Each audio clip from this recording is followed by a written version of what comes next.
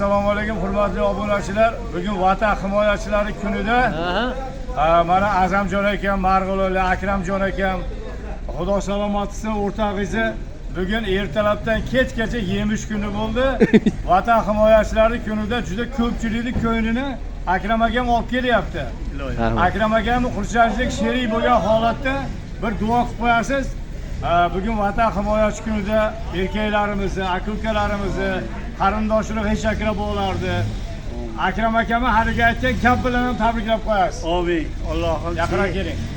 Hamisha yuzlaring yorug' bo'lsin. Umrlaringga, rizqlaringga, kasb-u kamolotlaringga baraka bersin. Bu Akramjon akamni iloyim qilayotgan xizmatlaridan Alloh rozi bo'lsin. Mana yangi mashinalar quruq bo'lsin. Amin. Yangi imoratlar quruq bo'lsin. Bugungi bayramga chiroyli sovg'alar bo'ldi. Iloyimchi xonadoningizga tugalmas boylik bersin. Sizni hamisha qilgan xizmatingizdan Alloh rozi bo'lsin. Yuzingiz yorug' bo'lsin. Ayam bilan qo'sha qaring, bola chaqalaringizga, nevara chevaralaringizga hamisha bosh bo'ling. Allohga rahmat. Ko'rgan kechirgan qiyin kunlari o'tib ketgan bo'lsin. Amin. O'tib ketgan bo'lsin. Bizchi yigitni nimasi yo'lda deydi-ku, hamisha o'zi qutlasin.